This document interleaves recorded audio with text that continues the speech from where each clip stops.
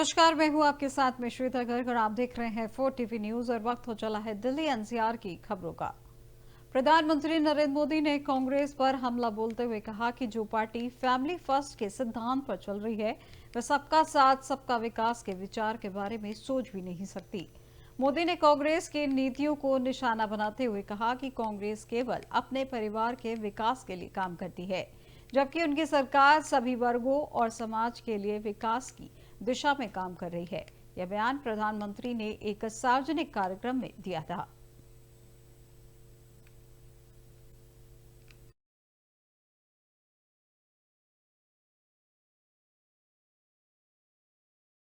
बड़ी खबर दिल्ली से आ रही है, जहां केजरीवाल ने सभी उम्मीदवारों को अपने आवास पर बुलाया है। आज सुबह 11:30 बजे बुलाए गए हैं सभी प्रत्याशी, जहां आपकी आगामी रणनीति पर चर्चा की संभावना। लोकसभा चुनाव की तैयारियों को लेकर बैठक संभावित। इस वक्त की बड़ी खबर आपको दिल्ली से बताई जा रही है, जहां पर दिल्ली के पूर्व मुख्यमंत्री अरविंद केजरीवाल ने सभी उम्मीदवारों को अपने आवास पर बुलाया है। आज सुबह 11:30 बजे बुलाए गए हैं सभी प्रत्याशी, जहां पर आपके आगामी रणनीति पर चर्चा की संभावना। लोकसभा चुनाव की तैयारियों को लेकर बैठक संभावित है।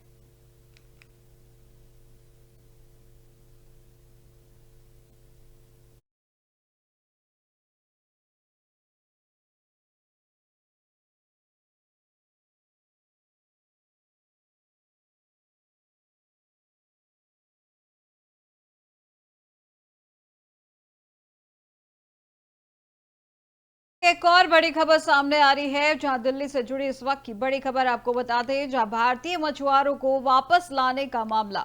जब श्रीलंकाई सेना द्वारा पकड़े गए थे भारतीय मछुआरे, जिन्हें विपक्षी सांसदों ने भारतीय मछुआरों को वापस लाने की करी है मांग। जहां विपक्षी सांसदों ने संसद परिसर में किया है विरोध प्रदर्शन। इस वक्त की बड़ी खबर आपको दिल्ली से बताई जा रही है, जहां पर विपक्षी पार्टियों ने विरोध प्रदर्शन किया है। उन्होंने भारतीय मछुआरों को वापस लाने के मामले में विरोध प्रदर्शन किया है। श्रीलंकाई सेना द्वारा पकड़े गए थे भारतीय मछुआरे, जहां विपक्षी सांसदों ने भारतीय मछुआरों को वापस लाने की करी है मांग। जहां विपक्षी सांसदों ने संसद परिसर में किया है विरोध प्रदर्शन।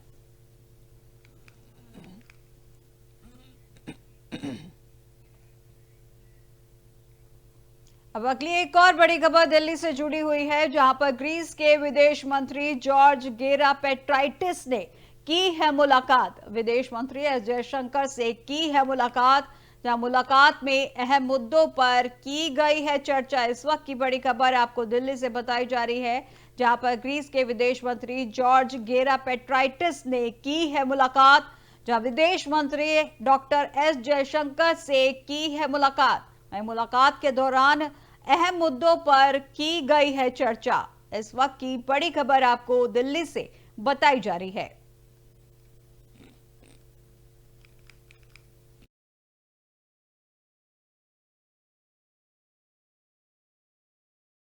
खबर नोएडा से है, जहां नोएडा के स्कूलों को स्पैम ईमेल के जरिए बम से उड़ाने की धमकी मिली है, जिसमें स्कूल प्रशासन में हलचल मच गई है।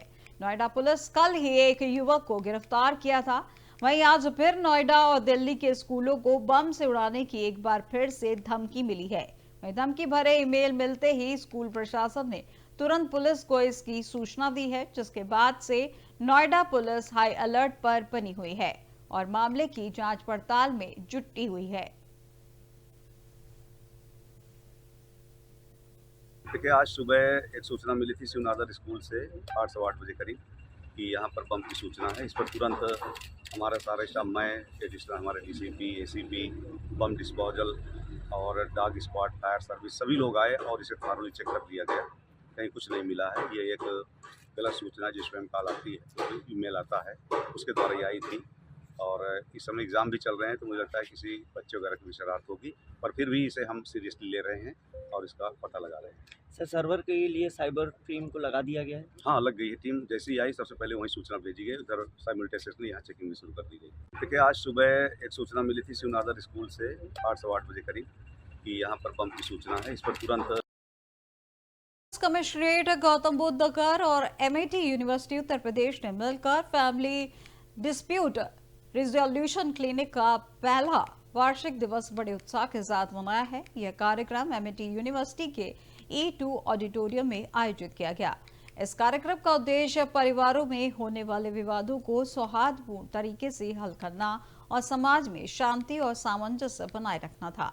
नोएडा पुलिस द्वारा शुरू की गई FDRC की पहल का मुख्य लक्ष्य परिवारों को संवाद और मध्यस्थता के माध्यम से समाधान प्रदान करना है। यह पहल न केवल अदालती मामलों का बोझ कम करती है, बल्कि समय की बचत भी करती है। देखिए, पिछले वर्ष जनवरी 2024 में एमआईटी यूनिवर्सिटी के साथ एक MOU साइन करके गौतम बुद्ध नगर पुलिस कमिश्नरेट के द्वारा फैमिली डिस्प्यूट्स के समाधान के लिए, शांतिपूर्वक समाधान के लिए दिशा में कदम उठाते हुए एक सेंटर खोला गया था, फैमिली डिस्प्यूट रिजोल्यूशन क्लिनिक। इसका आज एक वर्ष हुआ है और इस एक वर्ष के दौरान इस सेंटर ने बहुत अच्छी प्रगति की है। 200 से ऊपर प्राप्त शिकायतों को सफलतापूर्वक निस्तारण कराया है। जो पेंडिंग है उनके अलावा हमारी लगभग 160 से अधिक कंप्लेंट्स का निस्तारण हो चुका है और मात्र एक वर्ष में 6 FIR में तरमीम हो गई है। इसका मतलब ये है कि अगर हम ट्रेंड प्रोफेशनल इसको अपनी काउंसलिंग का एक हिस्सा बनाते हैं, जो हमको एमआईटी यूनिवर्सिटी के द्वारा निःशुल्क उपलब्ध कराया गया है, उनके इस कंट्रीब्यूशन की सहायता से हम लोग इस तरह के डिस्प्यूट्स को एमिकेबली रिजॉल्व कराने में सक्षम साबित हुए। 6% केसेस यानी 11 केसेस लिखे जाना ये दिखाता है कि केवल वही केसेस जिसमें अपरिहार्य रूप से चीज़ें जो हैं वो टूट जाती हैं, डिटोरिएट हो जाती हैं, वही FIR में तब्दील होती है। इसको आगे बढ़ाने के लिए, इस सक्सेस स्टोरी को आगे बढ़ाने के लिए आगे एक वर्ष के लिए पुनः एक MOU आज साइन किया गया है। साथ ही साथ इन कपल्स को, जिनके डिस्प्यूट्स को रिजॉल्व किया गया है, भविष्य में अगर कोई समस्या आती है तो उनको साइकोलॉजिकल काउंसलिंग कराने के लिए एमआईटी यूनिवर्सिटी द्वारा कैंपस में एक काउंसलिंग सेंटर खोले जाने के सहर्ष स्वीकृति प्रदान की गई है, जिसके लिए हम उनके आभारी हैं। इसके अतिरिक्त इस जनपद में शीघ्र ही ऑपरेशन अपराजिता लॉन्च किया जाएगा, जिसमें रेप सर्वाइवर्स, खासकर हमारी जो कम उम्र की पॉस्को केसेस के अंतर्गत जो हमारे रेप सर्वाइवर्स हैं, उनके और उनके माँ बाप, फैमिली के भी एक होलसम कॉम्प्रिहेंसिव काउंसलिंग की व्यवस्था हम करवा सकते हैं। देखिए, पिछले वर्ष जनवरी 2024 में एमआईटी यूनिवर्सिटी के इलेक्ट्रॉनिक चिप लगाकर धर्म कांटे पर वजन कम कर करोड़ों रुपए की हेराफेरी करने वाले गिरोह का पुलिस ने खुलासा किया है। इलेक्ट्रॉनिक इंजीनियर समेत 4 आरोपियों को पुलिस ने गिरफ्तार किया है। 32 इलेक्ट्रॉनिक चिप और डिवाइस बनने के उपकरण बरामद कर इनके पास से बरामद किए गए हैं। ग्रेटर नोएडा के दनकौर थाना पुलिस ने यह खुलासा किया है। इनके पास से बरामद चिप की कीमत बाजार में तकरीबन 75 लाख रुपए बताई जा रही है। वे आरोपी इलेक्ट्रॉनिक इन चिपों को 20,000 रुपए में बनाकर 3 लाख रुपए में बेचते थे। वहीं पुलिस इस मामले में आगे सभी पहलुओं पर जांच कर रही है। देखिए, थाना दनकौर में स्वाट टीम ने और दनकौर पुलिस ने एक गैंग का खुलासा किया है। ये लोग जो है धर्म कांटे पे इलेक्ट्रॉनिक चिप इंस्टॉल करते थे और फिर रिमोट कंट्रोल के माध्यम से जो वेट होता था उसको ऑल्टर करते थे, घटाते थे या बढ़ाते थे अपने प्रॉफिट के अकॉर्डिंग। और इस तरह से बिल्डिंग मटेरियल कंपनी या अन्य जो सरिया या इस तरह की जो वेइंग होती थी, उसमें ये काफ़ी ज़्यादा नुकसान जो है कंज्यूमर को और कुछ कंपनीज को कर रहे थे। ये एक गैंग का खुलासा हुआ है। इसमें 4 लोग जो हैं गिरफ्तार हुए हैं। इसमें एक है विनय कुमार शर्मा, जो कि दिल्ली में भी काम करता है। धीरज शर्मा है, जो कि मानेसर में काम करता है। देखिए, थाना दनकौर में थाना बिसरख ने फर्जी दस्तावेज के जरिए जन्म प्रमाण पत्र, आधार कार्ड, रेंट एग्रीमेंट, बिजली का बिल, निवास प्रमाण पत्र, आधार कार्ड, मृत्यु प्रमाण पत्र बनाने वाले गिरोह को पकड़ने आए, जहां पर इस गिरोह के 9 लोगों को गिरफ्तार किया गया। जहां एक फर्जी दस्तावेज के लिए 3,000 रुपए लिए जाते थे। पिछले 6 साल से काम किया जा रहा है। वहीं डीसीपी शक्ति मोहन अवस्थी ने बताया कि थाना बिसरख पुलिस को लोकल इंटेलिजेंस के माध्यम से सूचना मिली थी कि Mahagun mart Gaur city 2 greater Noida west स्थित शॉप योय कैपिटल इंफ्रा प्राइवेट लिमिटेड में दुकानदार और उसके साथियों द्वारा फर्जी दस्तावेज तैयार किए जाते हैं। गैंग का पर्दाफाश किया, जिसमें कुछ बैंक कर्मियों और कुछ कॉल सेंटर के मालिक और एम्प्लॉय की मदद से असली आधार कार्ड बन रहे थे कुछ फर्जी दस्तावेजों के आधार पर। इसमें कुल 9 लोगों की गिरफ्तारी की गई। इसमें 2 इस समय मौजूदा एक प्राइवेट बैंक में कर्मी हैं और इसमें 7 लोग ऐसे गिरफ्तार किए गए हैं जो कॉल सेंटर में और इस तरह के एक सर्विस सेंटर में काम करते हैं। इनके पास एक आईडी भी मिली है जिससे ये लोग अलग अलग तरह के सरकारी और निजी डॉक्यूमेंट को अप्लाई करते हैं। इनके पास से कई सारे बिजली के बिल, कई सारे फर्जी रेंट एग्रीमेंट, कई सारे फर्जी बर्थ सर्टिफिकेट मिलते हैं और इन दस्तावेजों की मदद से ये लोग छोटे बच्चों का, जिन बच्चों की उम्र 2 से 3 वर्ष है और जिनका बायोमेट्रिक अभी तक नहीं लिया गया है, उनका बायोमेट्रिक ये लोग लेने के बाद, क्योंकि इसमें एक कर्मचारी बैंक का भी है तो उनको लाइसेंस मिला हुआ है UIDAI की तरफ से, इस तरह के डॉक्यूमेंट्स से आधार कार्ड को अप्लाई करने का, तो वो अप्लाई कराते हैं और उससे ये लोग असली आधार कार्ड निकलवाते हैं। नोएडा से है जहां सेक्टर 113 पुलिस और 25,000 रुपए के नामी गैंगस्टर बदमाश से मुठभेड़ हुई है और ठाणे नगर मुंबई से फरार चल रहे बदमाश को घायल अवस्था में गिरफ्तार किया गया है। बताया जा रहा है कि नोएडा सेक्टर 113 पुलिस ने लोकल इंटेलिजेंस व मुखबिर की सूचना के आधार पर मुठभेड़ की थी, जो कि जोड़िया तिराहे पे पास चेकिंग के दौरान हुई थी। पुलिस की जवाबी फायरिंग के दौरान शातिर बदमाश गोली लगने से घायल हुआ था, जिसको घायल अवस्था में नजदीकी अस्पताल भेजा गया है। पूछताछ में घायल बदमाश ने अपना नाम जतन उर्फ चीता बताया है, जो थाना कपूरपुर जिला हापुड़ का रहने वाला है। पुलिस ने बदमाश के कब्जे से एक अवैध तमंचा में एक खोखा व एक जिंदा कारतूस और एक बिना नंबर प्लेट की स्प्लेंडर मोटरसाइकिल बरामद की है। जतन उर्फ चीता एक शातिर किस्म का आदतन बदमाश है, जो कि अपने गैंग के साथ मिलकर लूट चोरी जैसी घटनाओं को अंजाम देता है। वहीं पुलिस की पूछताछ में ये भी पता चला कि जतन उर्फ चीता ठाणे नगर मुंबई में भी फरार चल रहा है। जतन उर्फ चीता पर मुंबई, दिल्ली और गौतम बुद्ध नगर में आधे दर्जन से ज्यादा मुकदमे पहले से ही दर्ज हैं।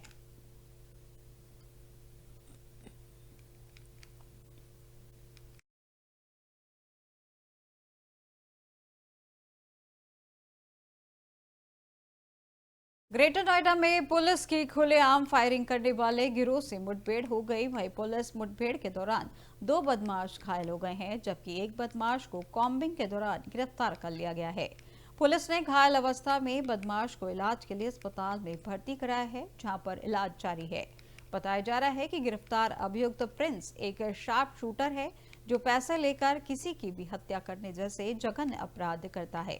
पकड़े गए बदमाश 4 फरवरी को फैक्ट्री एरिया हनुमान मंदिर के पास चौकी जेल क्षेत्र थाना इकोटेक 1 में वादी को जान से मारने की नियत से फायरिंग की घटना में शामिल हुए थे।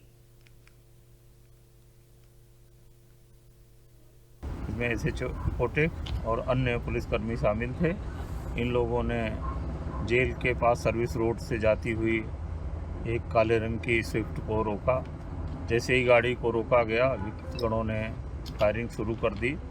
पुलिस ने अपना बचाव करते हुए उनको काबू करने में पुलिस की तरफ से भी फायर हुआ, जिसमें से 2 लोगों को, प्रिंस और अभिषेक को गोली लगी है। अब दिल्ली NCR से जुड़ी एक बड़ी खबर सामने आ रही है, जहां पूर्व MLC कामेश्वर चौपाल का निधन हुआ है। जहां दिल्ली के गंगाराम अस्पताल में हुआ है निधन, जहां पिछले कई दिनों से चल रहे थे बीमार। राम जन्मभूमि तीर्थ क्षेत्र के ट्रस्टी थे कामेश्वर, जहां कामेश्वर चौपाल ने रखी थी राम मंदिर की ईंट।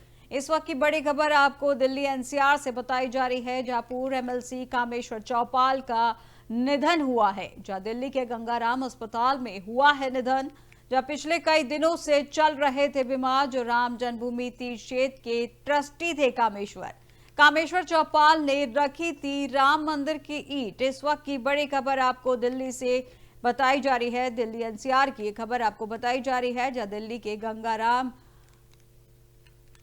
अस्पताल में उनका निधन हुआ है। जहां पिछले कई दिनों से चल रहे थे बीमार, जहां राम जन्मभूमि तीर्थ क्षेत्र के ट्रस्टी है कामेश्वर चौपाल ने रखी थी राम मंदिर की ईंट।